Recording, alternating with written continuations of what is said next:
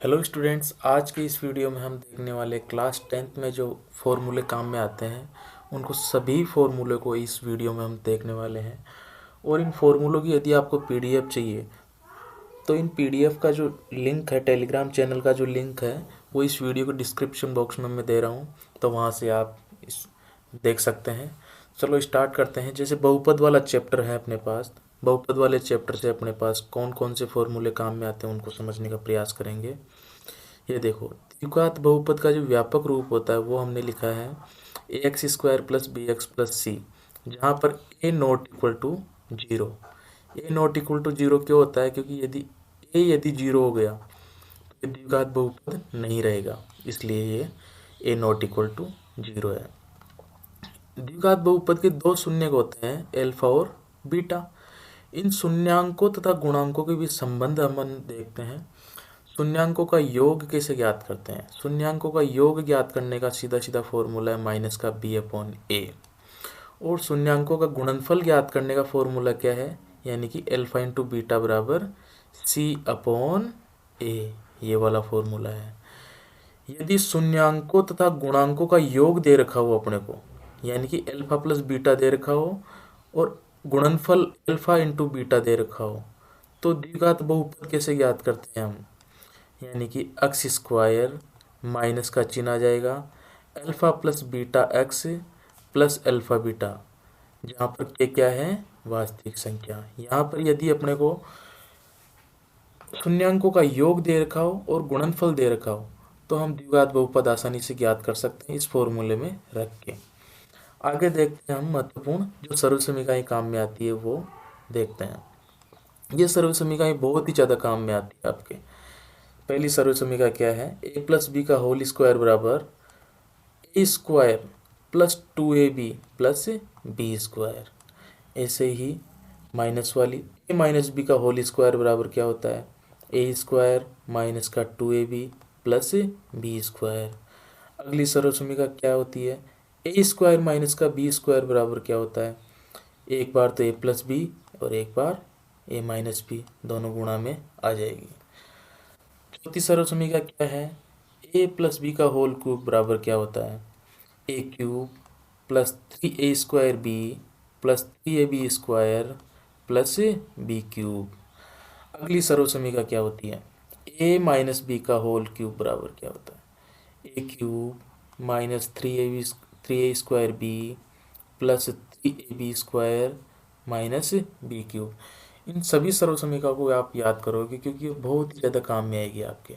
आगे देखते हैं, ए प्लस बी का होल ए क्यूब प्लस बी क्यूब बराबर क्या होता है? A cube plus b cube बराबर ए प्लस बी बाहर रहेगा और कोष्टक के अंदर a square minus a b plus b square. ए से ही एक सर्व समीकरण और है, a cube minus b cube बराबर ए माइनस बी बाहर a square plus a b plus b square. अगली सर्व समीकरण क्या है? A plus b plus c का होल स्क्वायर। तो इसमें एक बार तो सभी का square, a square plus b square plus c square, एक बार plus 2ab plus 2bc plus 2ca, ये वाली रह जाएगी। अगला चैप्टर है दो चरों वाले रैखिक समीकरण और असमीकाएं। दो चरों वाले रैखिक समीकरण और असमीकाएं, इसमें देखते हैं हमारे पास कौन कौन से फॉर्मूले काम में आते हैं।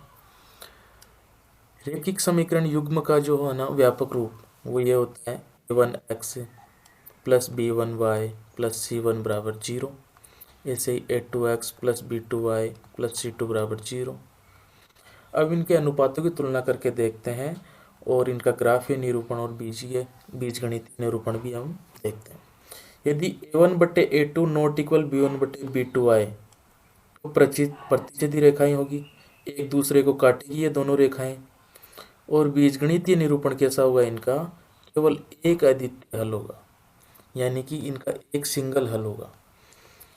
अब अनुपातों की तुलना करने पर यदि अपने पास a1/a2 बराबर b1/b2 बराबर c1/c2 आ जाए तो ये रेखाएं समपाती होती है, यानी कि जब तीनों अनुपात बराबर आ जाएं तो ये रेखाएं समपाती होती है। अपरिमित रूप से अनेक हल होंगे क्योंकि ये समपाती होगी, एक के ऊपर एक चलेगी। यदि अनुपातों की तुलना करने पर अपने पास A1/A2 बराबर B1/B2 नॉट इक्वल C1/C2 आ जाए तो रेखाएं समांतर होगी तो ये कहीं पर भी नहीं मिलेगी, इसका मतलब इनके कोई हल नहीं होगा। आगे देखते हैं हम, रैखिक समीकरण युग्म जो दे रखा होता है अपने को और क्वेश्चन कहता है कि इनके युग्म संगत होंगे या असंगत होंगे, तो कैसे निकालते हैं हम। यदि A1/A2 नॉट इक्वल B1/B2 आ जाए तो रैखिक समीकरण युग्म संगत होते हैं। यदि A1/A2 बराबर B1/B2 नॉट इक्वल C1/C2 आ जाए तो रैखिक समीकरण युग्म असंगत होते हैं। ऐसे ही यदि तीनों बराबर आ जाए तुलना करने पर तो रैखिक समीकरण युग्म संगत होते हैं, आश्रित होते हैं। आगे अपन द्विघात समीकरण जो चैप्टर है उसमें जो फॉर्मूले काम में आने वाले हैं उनको देखते हैं। द्विघात समीकरण का व्यापक रूप आप जानते होंगे, ax² + bx + c बराबर 0। समीकरण में बराबर में 0 आता है और बहुपद में बराबर में 0 नहीं आता है। ये द्विघात बहुपद और द्विघात समीकरण की पहचान होती है। मूलों की प्रकृति याद करते हैं। क्वेश्चन आता है सीधा कि इनके मूलों की प्रकृति क्या है।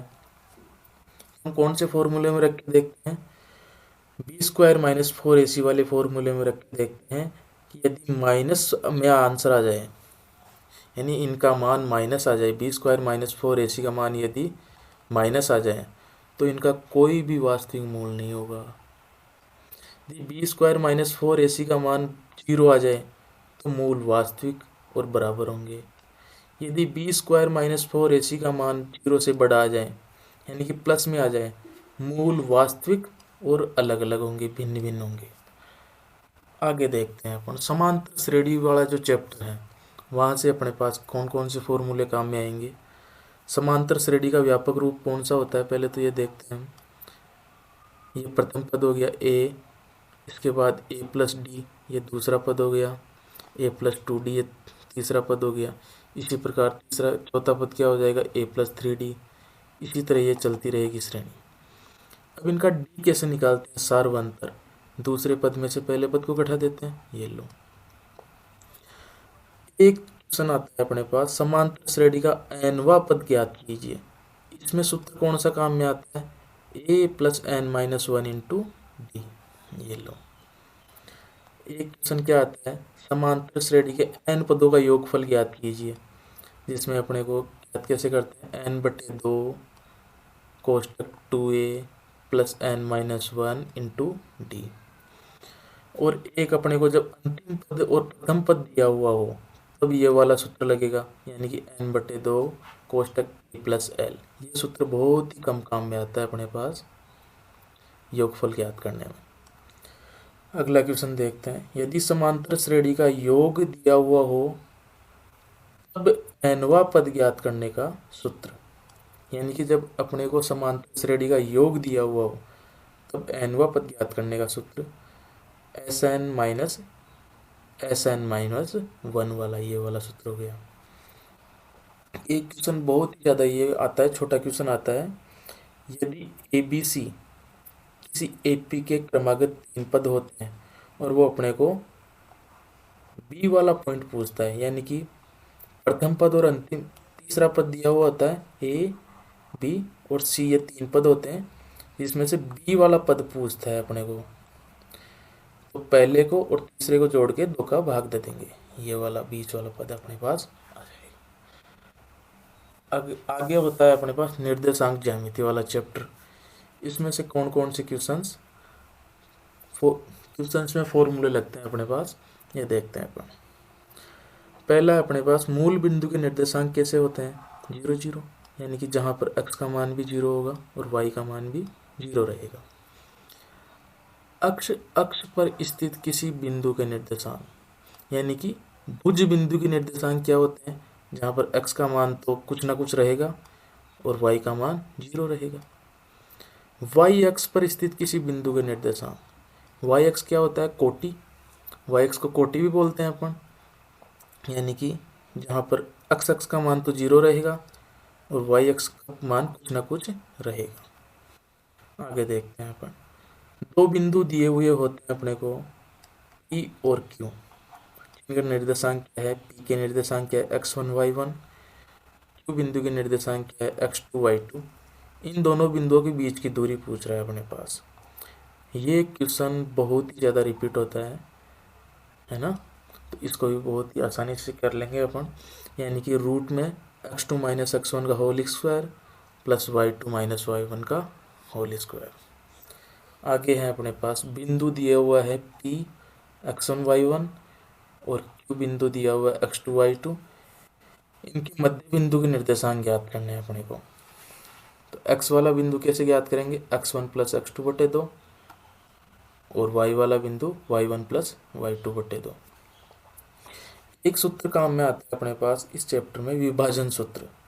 यानी कि दो बिंदु दिए हुए होंगे, इनको किसी न किसी अनुपात में m1 अनुपात m2 में बांटना होगा।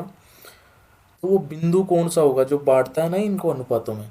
तो बिंदु के निर्देशांक मान लिए अपन ने p, x और y।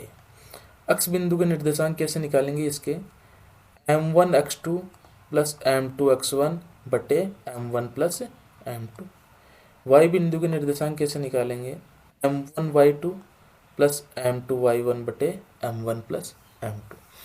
तो ये चैप्टर हो गया। और जिस किसी ने भी अपने चैनल को सब्सक्राइब नहीं किया है, इस चैनल को सब्सक्राइब जरूर कर लें। और इसकी पीडीएफ में डाल दूंगा टेलीग्राम चैनल पे, और उसका लिंक डिस्क्रिप्शन बॉक्स में अवेलेबल है। चलो ठीक है, थैंक यू।